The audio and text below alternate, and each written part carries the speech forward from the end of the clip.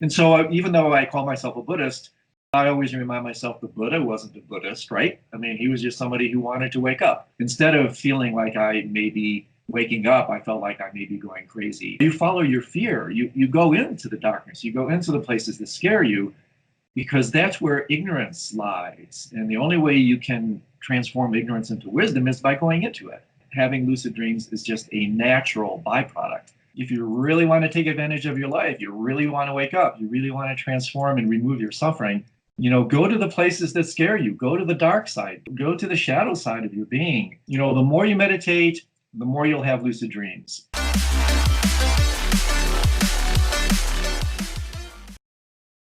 I was reading your biography, and one of the things that amazed me that you were to be a biologist, a musician, a physicist, and then you finally became a dentist.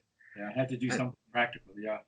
Well, I started in music because I got a scholarship to study at one of the best schools, and I loved it. I still love it, but I also realized that while I had a few gifts, I went to one of the best schools in the country, and I'm up against people that are now genius level international artists, and I quickly discovered, do I really want to do this? Do I have the wherewithal? So I switched into the biological studies, and so I came to Colorado to study physics because I had this kind of spiritual experience that for some strange reason was kind of downloaded into some tenets of physics. So I came out here to kind of unfold and unpack that, and then realized that wasn't climbing up the right ladder here. I was looking for reality, and I thought physics described it. And then after 3 or 4 years, I said, whoa, this is not quite what I'm looking for. And then I entered this kind of dark night of the soul period. It's like, well, now what am I going to do? But, my passion is my writing and my teachings and the stuff that I'm doing around nature, mind, and reality, as the Buddhists talk about it, as it can be explored using the medium of sleep and dream. It's really principally because of the influence of my family, who are all in the medical, that I said, I can do this. And it's given me some financial freedoms. And how many years did you work as a dentist before you actually set on a serious journey, on a serious spiritual journey? Well, I actually was on a serious spiritual journey since my 20s when I had this experience that I share in my Dream Yoga book. I was 22 maybe, where I had this kind of breakthrough experience that I relate in that book. And so, I started meditating when I was 20 years old, doing transcendental meditation, and I had initial opening with that experience. And so I would say that my spiritual trajectory really started with that, and even further back. I mean, I could go back into my early teens when I was interested in the developing New Age and so-called occult and mystical things. Not really sure what I was after. I just knew there was more than this. And so, I did TM. That really changed my life. I had this experience when I was 22. That totally changed my life. And so I was on a serious spiritual path ever since then. Buddhism came into my life in my late 20s. And that's when I really kind of discovered my spiritual home. Immediately, the word Buddha means the awakened one. That was totally resonant with what this brief awakening I had. And so the more I read about Buddhism, the more it just resonated with me. It was the only thing I'd ever come across that really described my experience. And that's very powerful. And so ever since then, my late 20s, I've drunk the Kool-Aid. I'm a very long time, very serious student, practitioner and scholar. I did a 3-year retreat, read everything in print. And so it's just a tradition that speaks to me. And while I take refuge as a Buddhist, I also realize no one has a patent on truth. And I'm a very deep study of what you may know, Dimitri, as integral studies. The idea of using all the world's wisdom traditions, ancient and modern. In fact, I'm in conversation with Ken Wilber. I'll be interviewing him on my website shortly. He's a good friend of mine.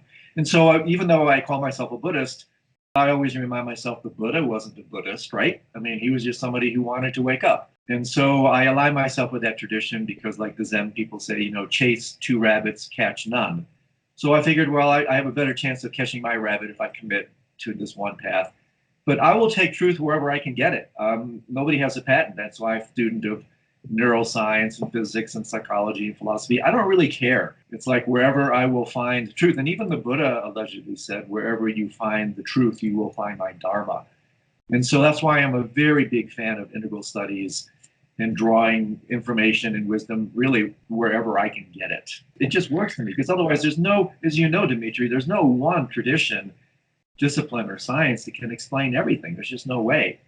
And so, like, why not use all these incredible resources that we now have to look at things from all these kind of multifactorial perspectives and different lenses? I was actually listening to your speech, let's call it a speech. You were quoting some of the Advaitist teachers. I got this idea that, yes, you might not only stick to the Buddhist tradition, but you look around. I was recently in India. I was in Tiruvannamalai. I guess you know the spot. I've been to India, Nepal, and Tibet many, many times because of the charity foundation work I do. I've probably been there over 20 times, and I love that part of the world. How did your dream journey begin? When I was in my early 20s, I had, and I believe I share this in the Dream Yoga book as well, I just had this quite transformative experience where my mind just opened, to this new kind of dimension and new understanding. And part of what characterized that experience for me, two things happened.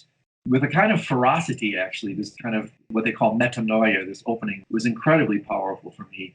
And two things were kind of characteristic of it. One was I started having lucid dreams every night, almost nonstop. So I found myself lucid virtually the entire night or most of it. And then sort of correlative to that was I also found my daytime experience to become more and more dreamlike, more illusory. At that point, initially, just exhilarating is because like I was awake in my dreams. I was starting to see my waking world as more dreamlike. So dreams became somehow my gateway in. And then as I share in my book, what happened was I didn't have the kind of doctrinal infrastructure. I didn't really understand what was happening to me.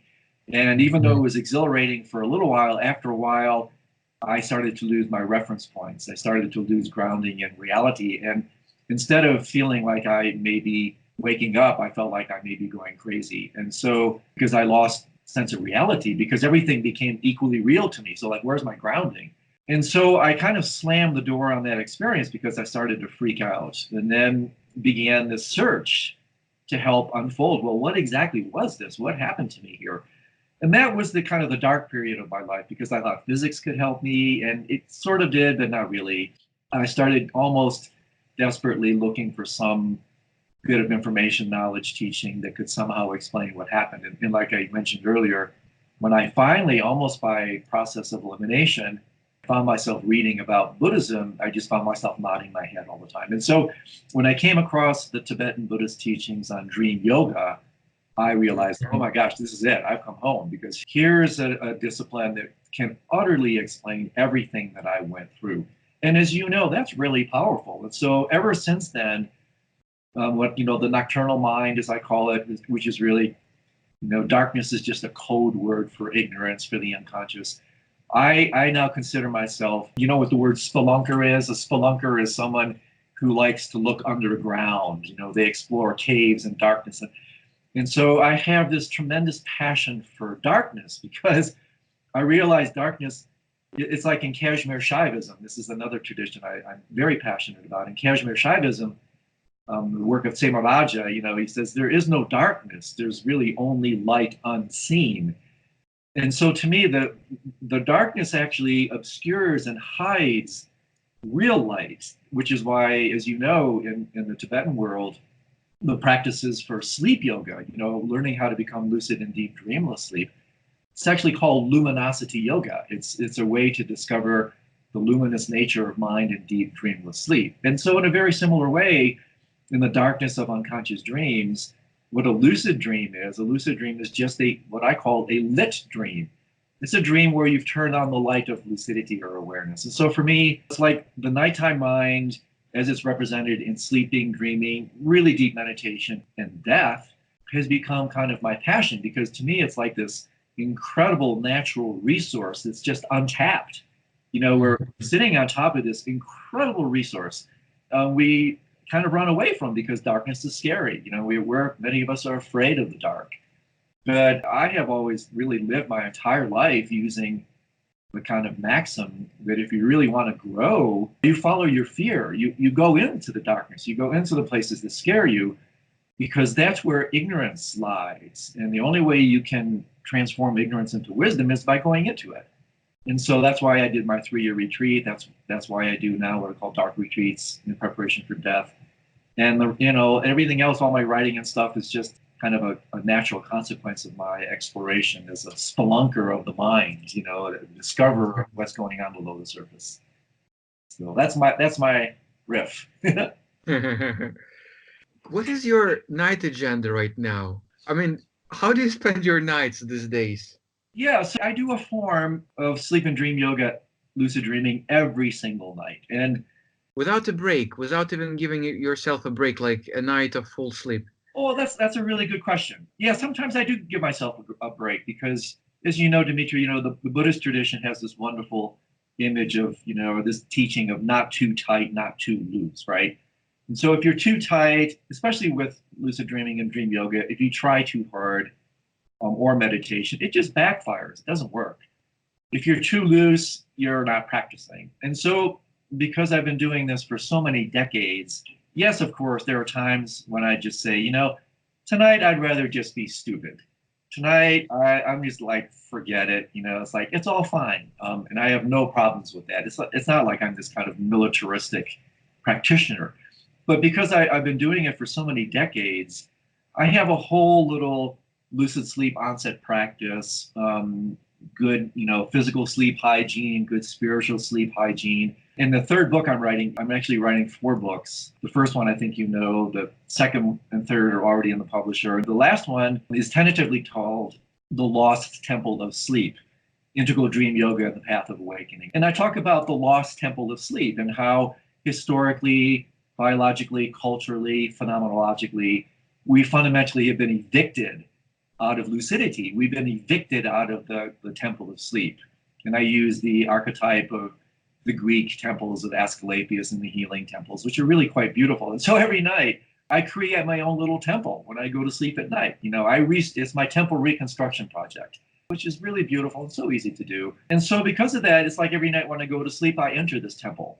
And because of that, I have a ton of lucid dreams because I'm so passionate about it. It saturates my life. I think about it, I dream about it, I write about it. And because of that, having lucid dreams is just a natural byproduct. And so for me, just because I've been doing it for so long, it comes quite easily. But, I had to work at it, right? It took some practice. And so to return to your question, every night, almost every night, I will just work to recreate this temple of sleep. And then I bring about the motivation to say, okay, today I want to practice, stage 4 of dream yoga, or sometimes I leave it open-ended. It's like, may I wake up in my dreams, the usual thing. And then when I wake up in a dream, there's always the recollection, okay, I'm lucid. What was I going to do tonight? Oh, yes, tonight I was going to do stage 4, work with fear.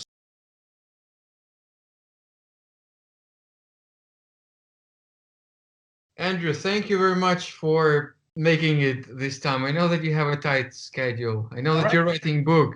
A little busier than normal. I'm leaving for Korea in a couple of days, and I'm shooting a video course for Tricycle. A little bit busier than normal, so thanks for your patience. I wanted to ask you, so there is this whole concept of awakening in all the traditions and in esoterics and in Buddhism as well. Can you please share, how do you see it yourself? What is awakening really, as being someone who is further on the path?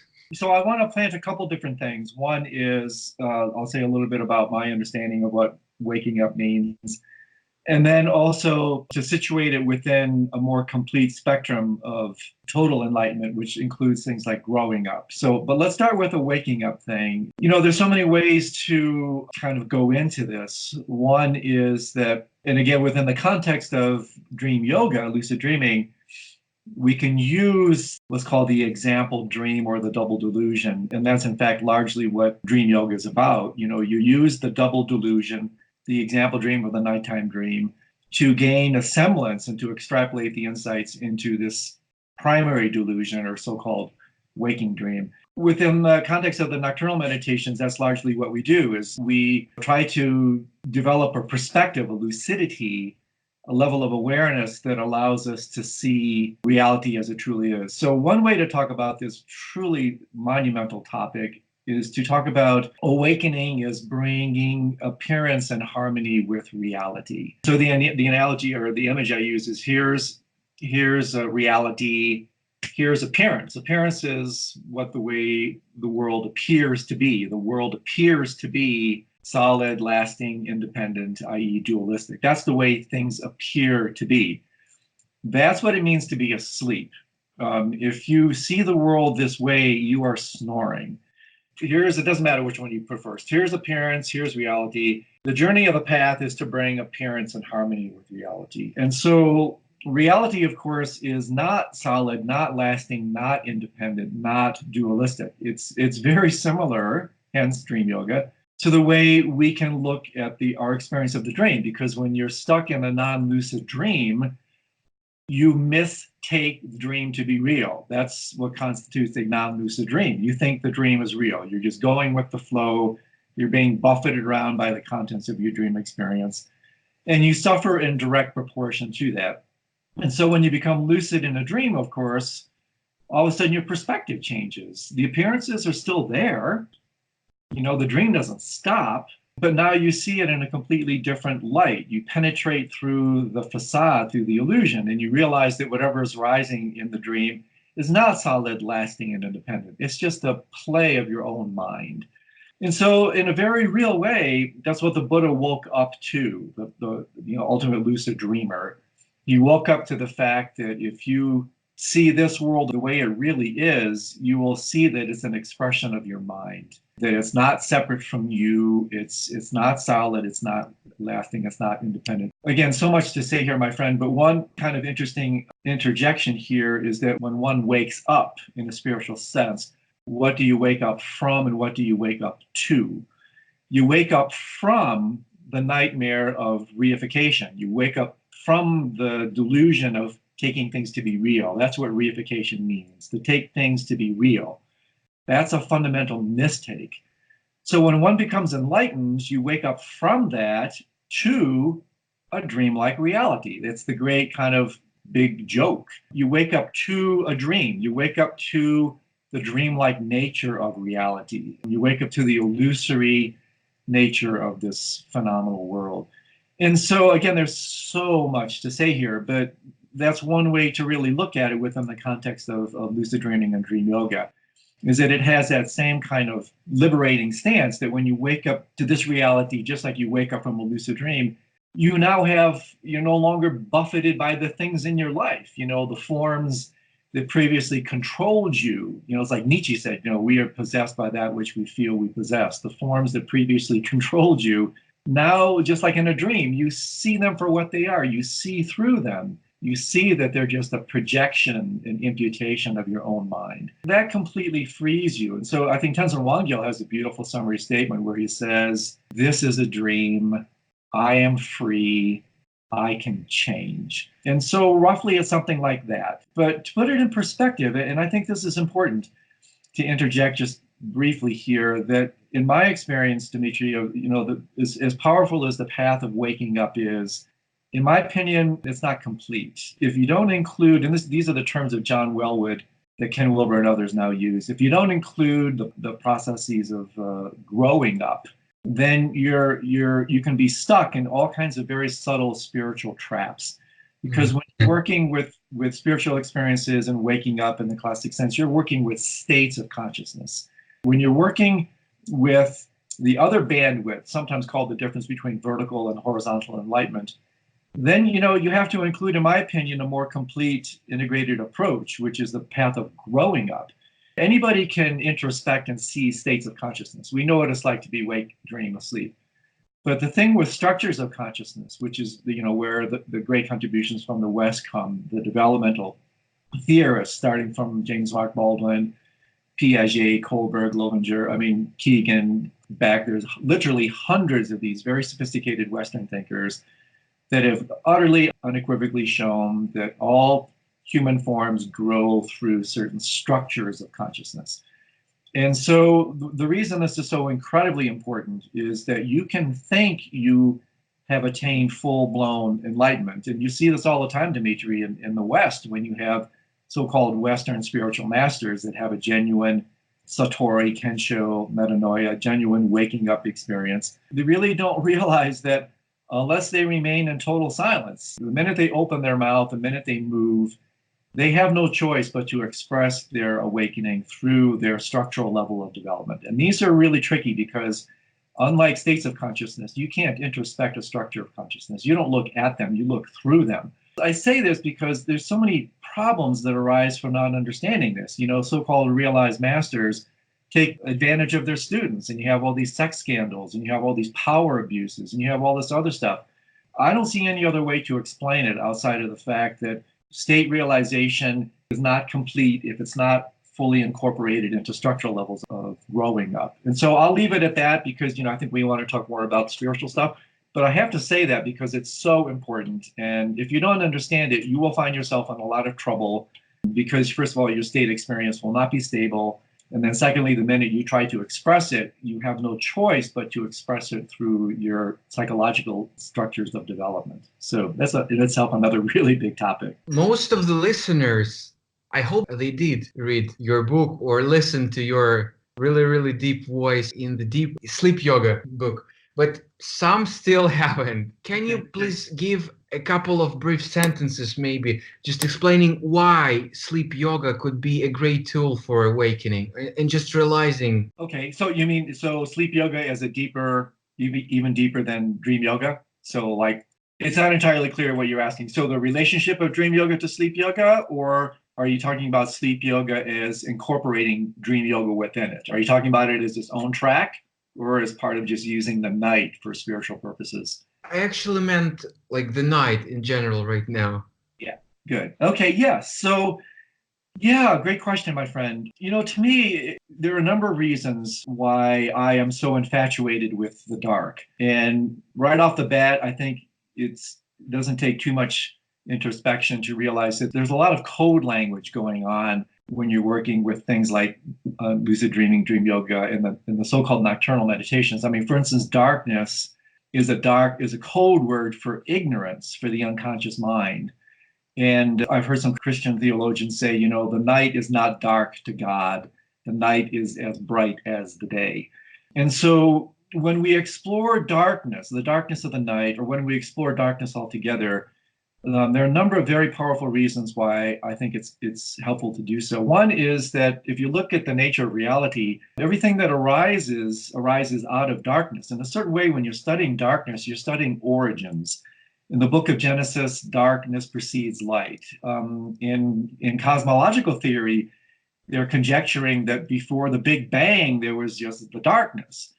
We are conceived in the dark. Literally, you only have to go a couple of millimeters below the skin. Your entire body is dark within. So we spend 9 months in the dark.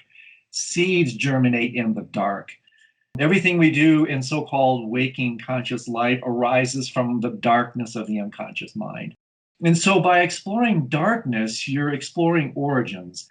When you come to do that from a spiritual perspective, first of all, it's completely revelatory. It shows how limited and restricted our normal ways of looking at the mind and reality actually are. That we are, it points out a very powerful and subtle discrimination, that whether we know it or not, we're all highly biased towards waking consciousness. We're what's called wake-centric. And this wake-centricity, I'm writing a lot about it now, is also deeply connected to sight-centricity. How it is that a third of our brains is devoted to processing visual data. So we're hardwired to see in the day. That's also connected to photocentricity, that we have this lust for light. And so this is really helpful to realize because all these forms of centricity, egocentricity, photocentricity, light centricity, sight centricity, these are all subsumed in the service of egocentricity. So in other words, ego is really only fully operational and online in waking consciousness. And so when ego literally slips and falls asleep at night, it goes offline.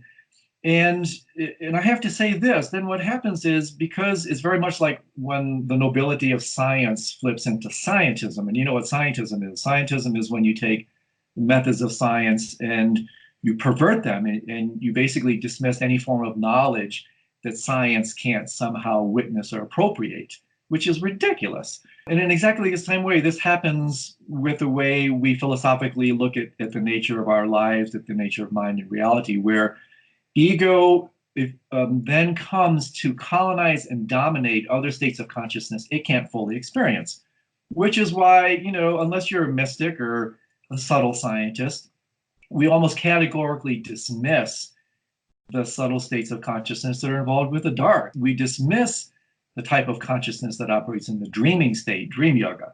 We dismiss the possibility of maintaining awareness in deep dreamless sleep, sleep yoga. And ego dismisses that because it can't fully experience it. And therefore it says, pardon my French, it says bullshit. You can't have lucid dreams. Well, it's been scientifically proven since the 70s that you can. Bullshit, you can't have lucid sleep. Well, it's being now substantiated in laboratories that you can. And so what this does is it completely, it's a paradigm changer. It completely changes the way we can relate to mind. And in so doing, it can actually start to show us in a profoundly humbling and, again, revelatory way. That's the other thing that happens when you explore darkness, is you reveal things. You start to see that, as many wisdom traditions assert, like Advaita Vedanta, Vajrayana Buddhism, Kashmir Shaivism, that we've got it all ass backwards. We think we're the most awake in this waking state. We are actually the most asleep in this waking state. And so these disciplines that explore the night will eventually show us that if we are lucid to it, Dimitri, we are more in contact with reality when we're dreaming. And we are most in contact with reality in deep dreamless sleep. We've got it all backwards. And this is why Ramana Maharshi said so famously, that which does not exist in deep dreamless sleep is not real. And so by really exploring this, it changes everything. It shows us that when we come up and out of the darkness of sleep, we are actually falling asleep in the spiritual sense if we take everything that arises to be fundamentally real. And so those are some principal reasons for working with these nocturnal practices. The other one that's really, really helpful and profound for me, similar to this, is that by exploring how the mind manifests in these subtle and then very, very subtle states, it's as if we're completing the picture of the way mind consciousness operates. What I mean by this, Dimitri, is, most of us in the West, without even thinking about it, we have this kind of linear approach to mind, and actually life. We wake up in the morning, we get in line, online, we get offline at the end of the day. We get in line when we're born, we reach the end of the line when we're dead. And so we have this yes, no, black, white, on, off relationship to mind. And that's really gross. That's a really gross kind of, the analogy I use is like a light switch. It's like on, off, yes, no, black, white. Well, these teachings and practices replace that light switch with a dimmer, so that you realize, no, it's not just on, off, yes, no, black, white. It goes from gross to subtle to very subtle. So you learn how to dim consciousness from this outer gross waking state into full lucidity in the dream state, into full lucidity in the sleep state, leaving a few photons of awareness on. And in so doing, then you have a complete picture of the way mind works and the way reality arises from these expressions of mind. And this is not only completely a game changer when it comes to how you live your life, it's also a complete game changer in terms of how you die, which is why these nocturnal practices culminate in what the Tibetans talk about as bardo yoga, which is literally the dream at the end of time, working with death. And really what the implication here is that by working with the mind in these 24-hour cycles, you realize those 24-hour cycles just recapitulate what happens when we die. And so therefore, at the end of life, death no longer has any meaning. You don't really die when you die. You just basically transition from gross dimensions of mind to subtle to extremely subtle states. And this is why, according to the Tibetans and Hindu and other very profound ancient wisdom traditions, If you gain proficiency with working in your mind in the sleep and dream state, you have that proficiency when you die. You can transform a non-lucid death experience into a lucid death experience. There's so much to say here. Even in Greek mythology, the god of death is Thanatos, the god of sleep is Hypnos. They're not just brothers, they're twins. So death and sleep and dream are intimately connected. So again, so much to say here, my friend. You have to kind of direct me where you want to go. But the idea is, for me, in exploring these practices and teachings for decades now, it's like the farther I go, the deeper it gets, the more rewarding it gets, and the more complete it gets. It just gives me a much deeper understanding of the way mind and reality manifest throughout the entire spectrum of manifestation. And then, really what it does then is it liberates you from this, because, you no longer take this to be so heavy and solid and real. And, I always invite listeners to do a little contemplation and ask yourself, why, when you suffer, why do you suffer? What's the origin of your suffering? Well, I would put forth that if you really take a look, one of the major reasons we suffer is because we take things to be so bloody real. Again, this original sin of reification. And so, look at your mind. You suffer when you take your thoughts to be so heavy. You're depressed because your thoughts are so heavy.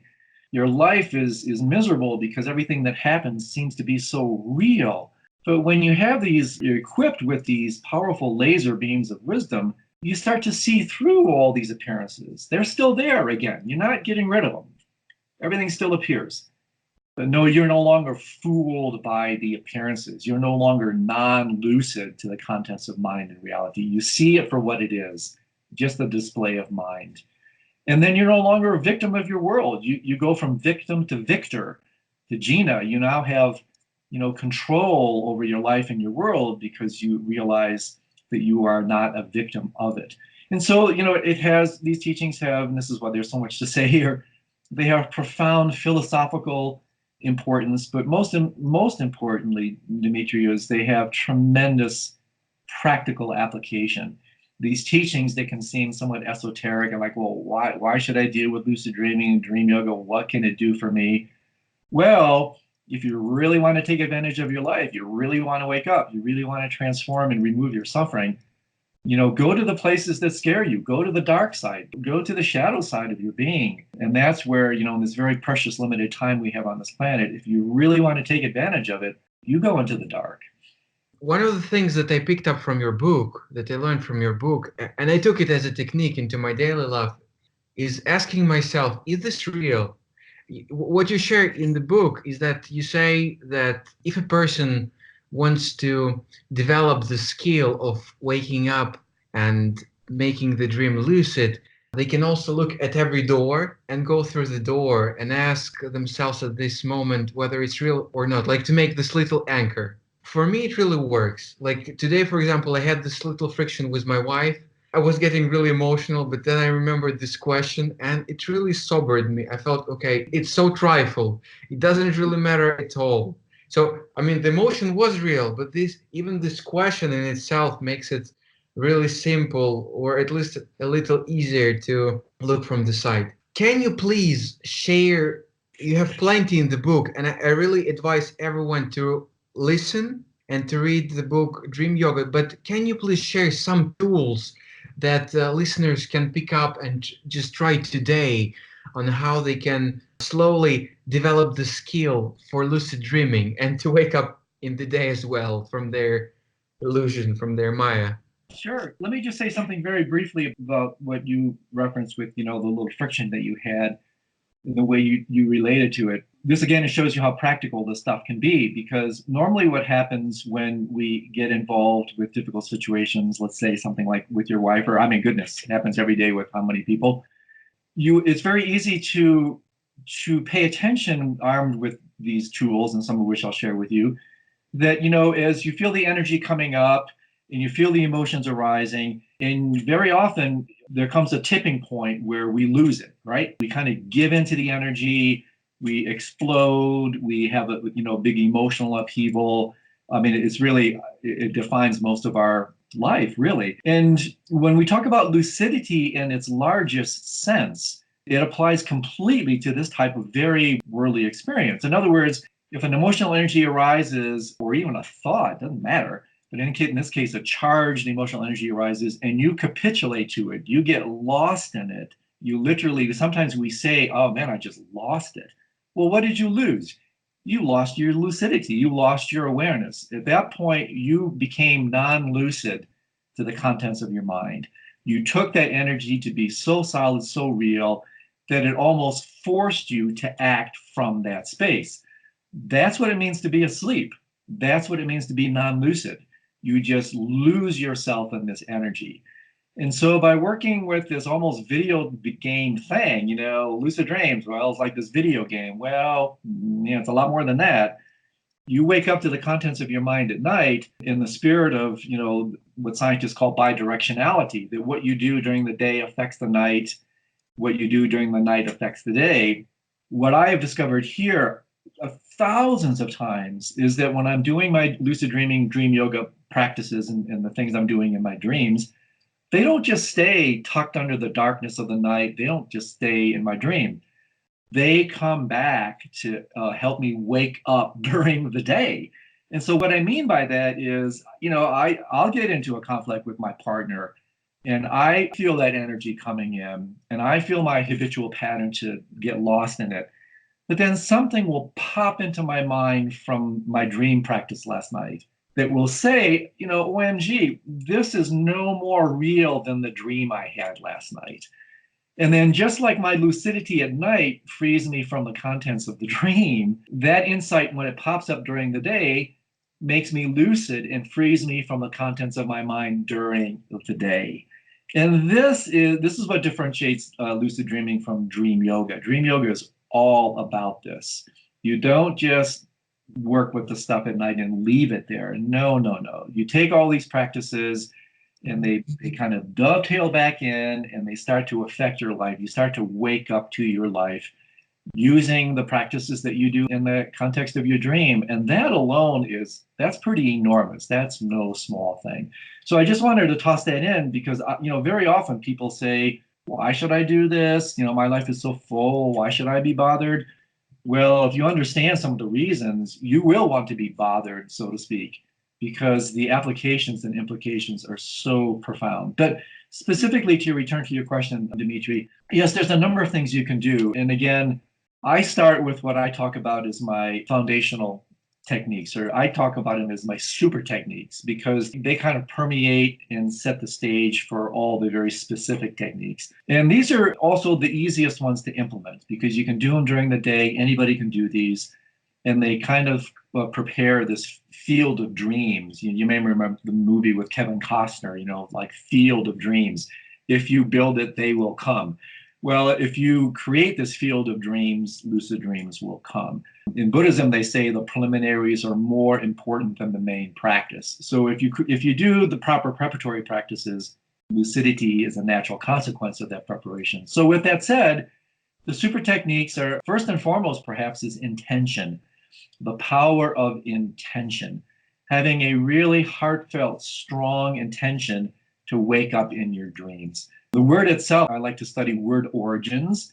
The origin of the word intention literally means to stretch towards, to reach towards.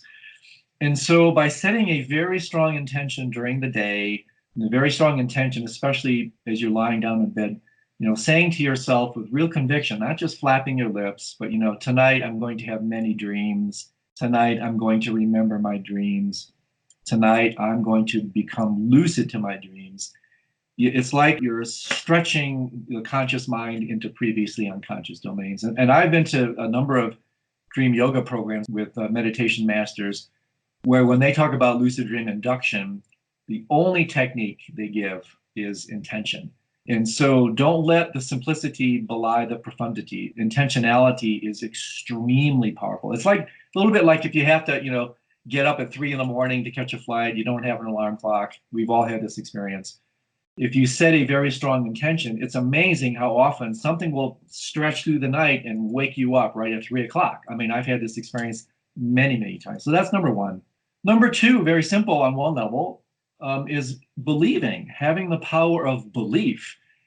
Because we live in a wake-centric culture, we tend to be dismissive of cultures that honor dreams. In fact, when we say, oh, it's just a dream, that's a negative statement. The word is pejorative. That's a kind of dismissive statement. Oh, it's just a dream.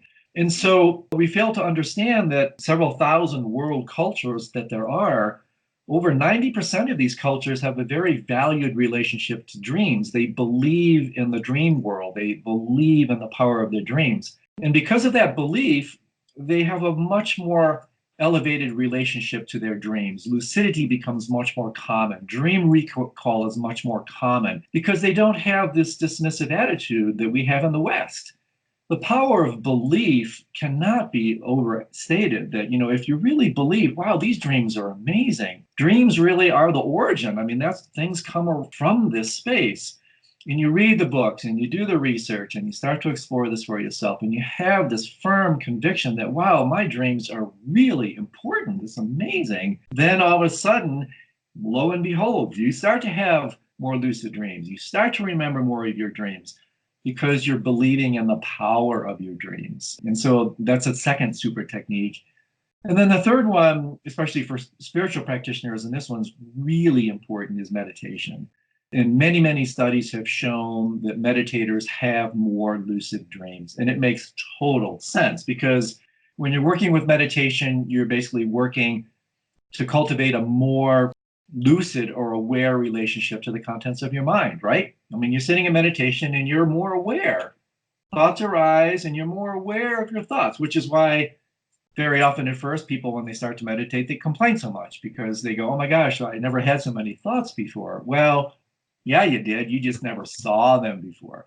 So you're becoming more lucid to the contents of your mind. And so if you become lucid to the contents of your mind now, you will become lucid to the contents of your mind when you dream. And it's like Kabir, the poet Kabir once said of death, also applies to dream. What is found now is found then. Or in our case, what is not found now is not found then. And so we are, the untrained non-meditative mind is non-lucid to the vast majority of what takes place in the mind. This is what it means to be coming back to your original question, this is part of what it means to be spiritually asleep. We're just completely unaware of all the stuff that's happening in our mind. And when you start to engage in meditation, you start to become exquisitely aware of what's taking place in your mind. And this is why, for a meditation master, the more you meditate, the more you'll have lucid dreams. For a meditation master, all their dreams are lucid. There's no such thing as a non-lucid dream in the mind of a meditation master. And so the little logic here for those of your listeners who may be more logically oriented, the logic is as follows. Thoughts are to waking consciousness as dreams are to dreaming consciousness. But it's the same underlying consciousness at play. It's just in one domain it's thought, in the other domain it's dream. And so if you become more lucid to thoughts during the day, you become more lucid to dreams at night. And I cannot tell you how important this one is. And I noticed this over 40 years as a meditator. I notice this when I go really into long, long retreats. I started a retreat, maybe not that many lucid dreams. But the more I spend time in retreat, the more my lucid dreams. They're directly proportional to my meditation practice. And again, if you really think about it, it makes so much sense. And so with those three techniques, intentionality, the power of belief, and meditation, you are really off to a fantastic start. And then from there, oh my gosh, then the topic is endless. Then you have all the Eastern and Western techniques for things to do during the day, things to do at night, things to do when you're sleeping. I mean, we could have 100 podcasts about this, the wake and back to bed method, the mild method. I mean, there are literally dozens and dozens of different techniques that are then like secondary practices after, in my opinion, you work with these kind of infrastructure practices. And so I mention these because anybody can do these: meditation, intentionality, and belief. And then from there, all the other stuff they can read about, which would just take so much time to talk about, can be applied. The substances, galantamine, the gadgets, the goggles. I mean, you name it. There are dozens and dozens of different techniques that all work, for different people. It's an incredibly rich time in the world of lucid dreaming. because there are so many, as you know, there are so many different methods that are very, very effective. That's at least gives people a running start. Can you please tell what you mean by meditation? More like concentration technique? No, great question. Yeah, that's a really great question. So the word meditation is a little bit like the word sport. When you say sport, well, what do you got? You got 100 different sports, right? And so when you say meditation, so great question, my friend. There are literally hundreds of types of meditation.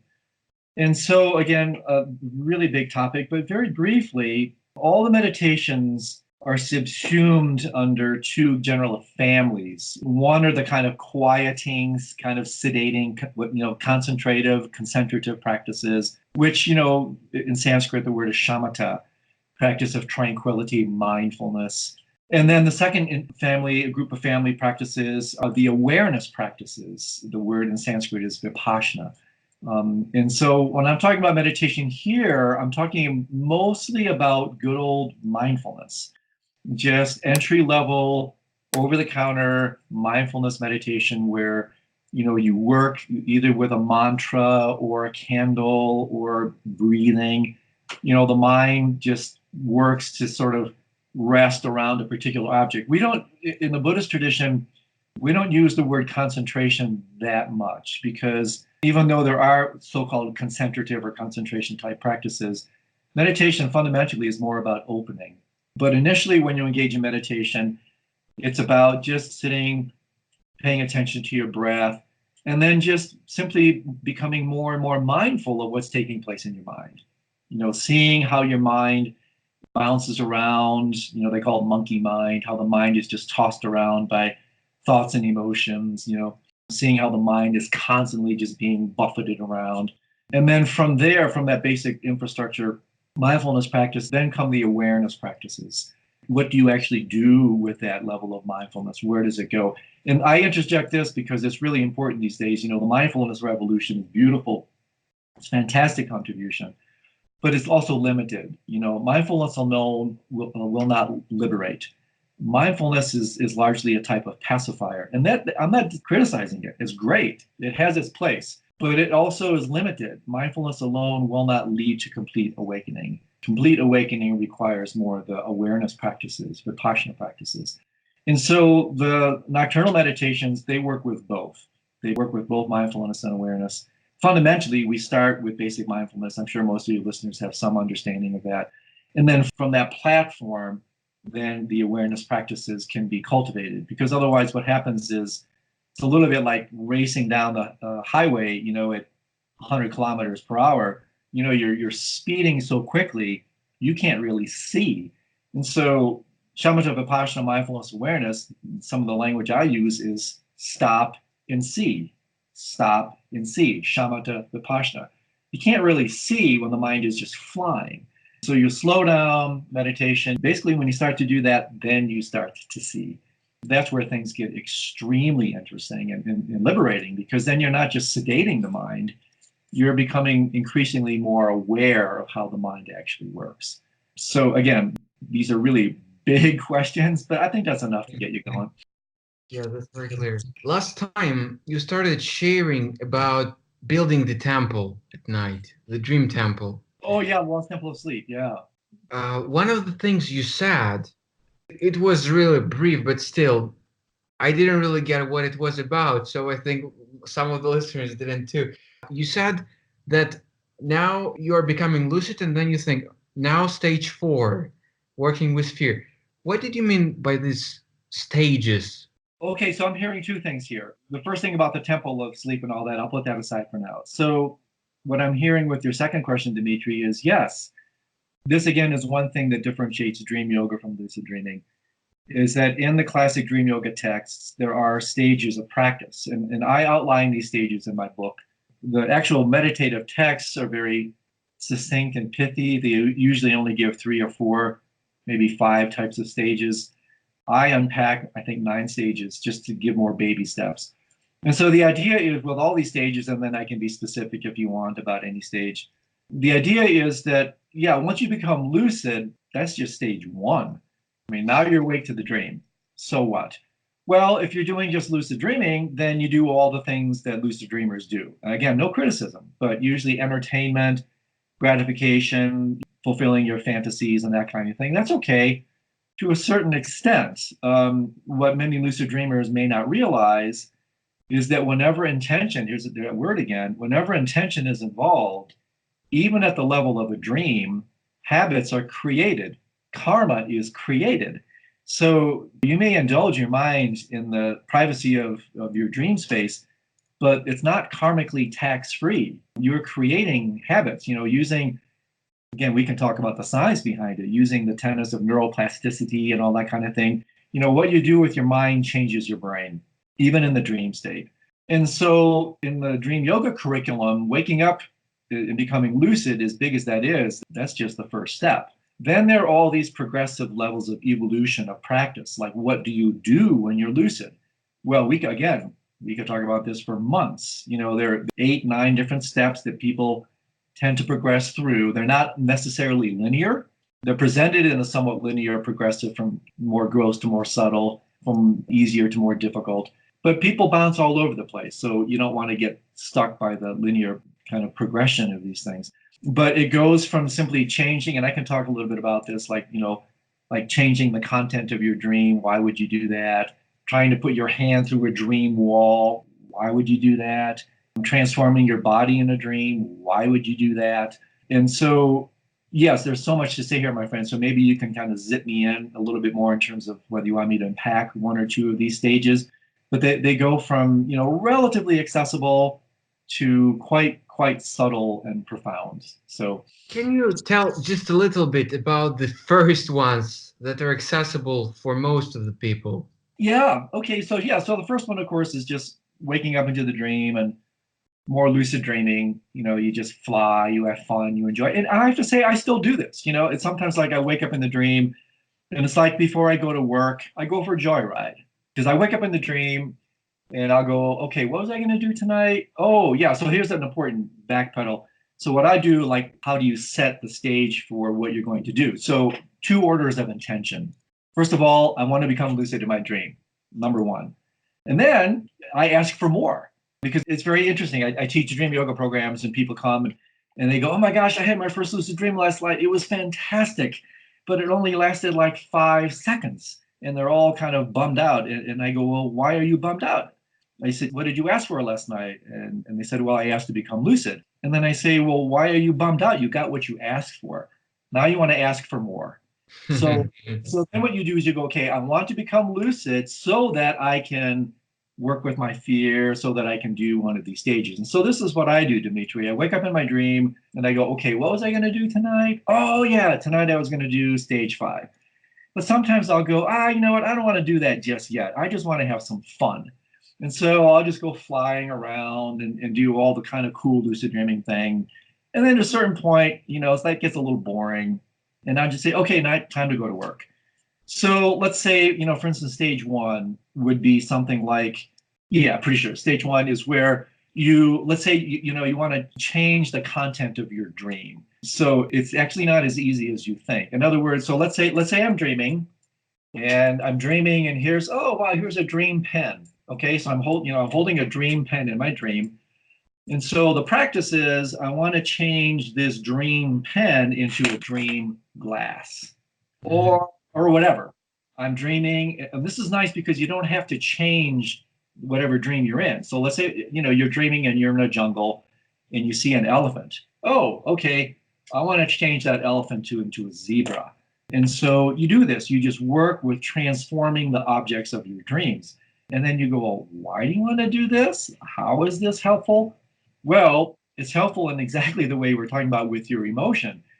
If you work to discover the flexibility of your mind as it manifests in the dream, and you can change this pencil into the glass in the dream, then what you can do in life is you can change that anger that can seem as solid as this bloody pencil or whatever. You can change that anger into compassion.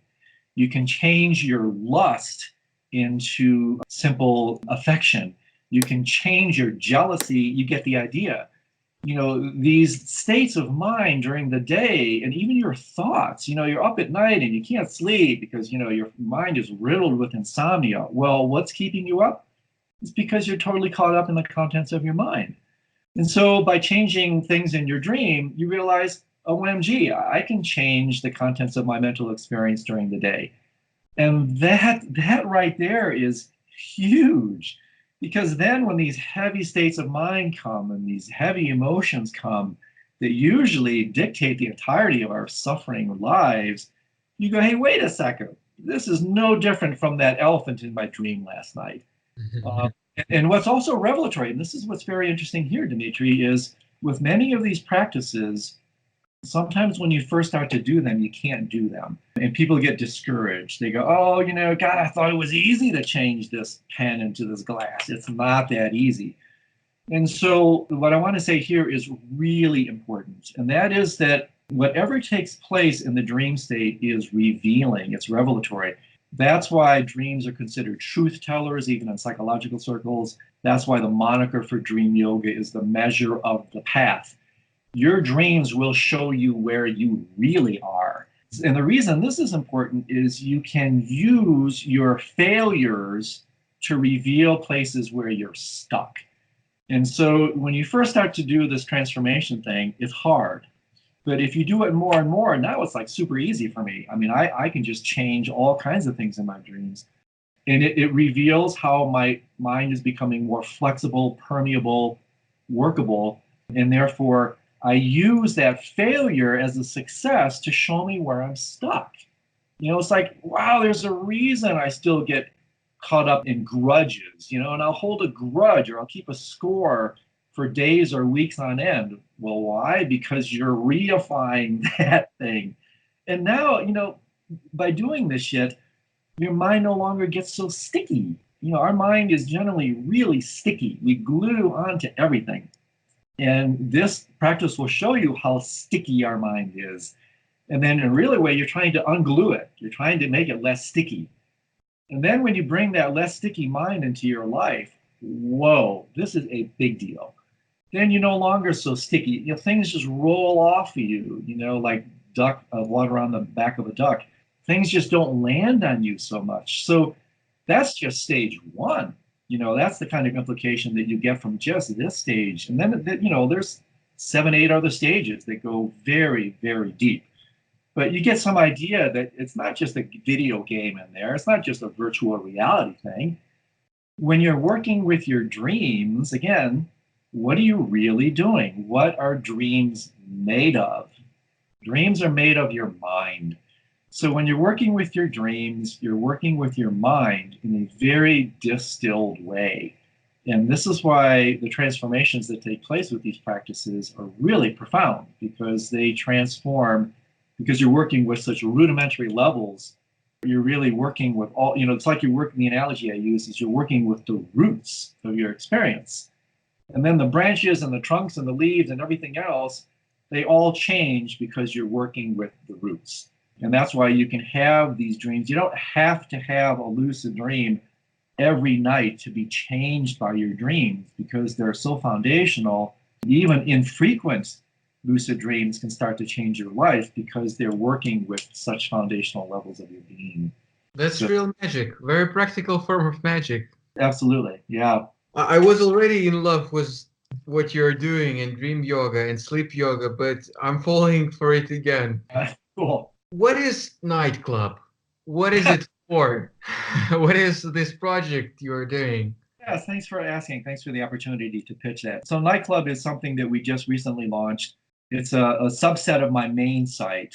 We launched it a couple months ago after working on it for like 6 or 7 months. And what it is, Dimitri, is it serves a number of functions. One is, I've been teaching this stuff for quite a few years now. I'm about to leave for Korea to teach, 10 days out there. And everywhere I go, it's so sweet. Everywhere I go, people are into it, especially when they start to realize. It's like most people say, I had no idea there was so much here. And so once they start to catch the fever, I do these programs, and then every single time somebody comes up to me and says, well, what now? What can I do? Where can I go? Who can I study with? And for the last 20 years, I was like, I don't know. I don't know. I mean, there's literally nobody. Maybe Tenzin Wangyal Rinpoche in Virginia, but he doesn't do it very regularly. And so finally, this summer, after having this question asked to me like 100 times, something clicked and said, why not us? Why not me? Why not create a platform where we can support people? And so Nightclub, it has two tracks, two main tracks. One is a kind of social support track. It's like, I don't know if you know the site Reddit, but Reddit has like 230,000 people on their lucid dreaming track. That's a lot. So that's kind of the chat room support thing. So that's part, we have that kind of forum here as well. But then we have other tracks that are more, like online trainings, teachings, like interviewing. I'm interviewing just a ton of experts.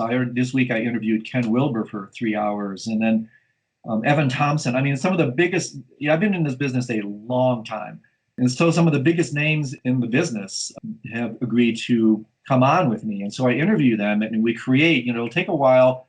We're going to try to do 2-3 interviews a month, and so accumulate experts from all over the world as a way to cross-pollinate, to give thinkers like you, Stephen LeBears, Evan Thompson, all these amazing, Alan Wallace, all these other amazing thinkers, a way for us to develop this online community where we can help each other and support each other. And so conjoined with that, we also have, I do webinars 2-3 times a month where I'm just presenting teachings, somewhat like this, but more rigorous, lots of Q&A like we're doing here. And then we also have, in the back of the club, so to speak, we have what we call Night School, which is kind of 6 different tracks going from a kind of entry level to really advanced. And they're all centered, in the center is lucid dreaming. And then below it, so to speak, are the daily practices that support lucid dreaming. Next to that are, the science and medicine of sleep, because I work a lot in sleep medicine in my clinical practice. So science and medicine of sleep, daily practices that support lucid dreaming. And then we have the other nocturnal practices, dream yoga, sleep yoga, bardo yoga. And this is why I interviewed Ken Wilber, who's the founder of Integral Theory, as my initial guest, because the kind of charter of this program, of this Nightclub Night School, is to provide a very vast integral approach covering all these different bases and showing people, most people will come to the site because they're interested in lucid dreaming. But once they, it's like the pebble dropping in the pond, once they realize all this other stuff that's there, it's like, I had no idea there were so many things that could be discussed. And so we want to create a platform for guests to share their ideas. Robert Wagner is another one. I just interviewed Charlie Morley, where speakers can share. Our members can come online, ask questions, converse with each other. And then, from there, we'll see where it goes. It's just a matter of what we call emergent design. We'll see where people want to take it, where it wants to go. But there does seem to be more and more interest in this area, as you know, Dimitri. And so we're trying to just respond to that interest and support people, because these nocturnal practices are very solitary. By nature, you're working, with your mind in the silence of the night, pretty much by yourself. And so it's very helpful to know that you're not alone, that there are, I'm not a role model, but there are role models, real masters in this area. And you realize, I'm not crazy. I'm not alone. There are other people that really are interested in this stuff. And so then you develop this kind of Sangha community level. So yeah, thanks for the opportunity to riff on that. That's kind of the charter of what we're trying to accomplish with Night School. So yeah, something like that. Sounds really exciting. One more thing, you do workshops regularly? Yeah, pretty regularly. The book that you have, or that you keep mentioning, the Dream Yoga book, that's actually the first of 4 books. So the second one is already completely done. It's in the hands of my publisher. The third one, part of what I call my Dream Trilogy, I'm drafting that now. That's on the Lost Temple of Sleep. And then there's a 4th book, kind of a more introductory level book on the art of lucid dreaming. It's a workbook type thing. And so I'm writing a lot about it, and I teach regularly internationally now. So I'm doing a thing in Korea, then I've got a thing in New York, then I've got a thing in Europe, then I got a thing.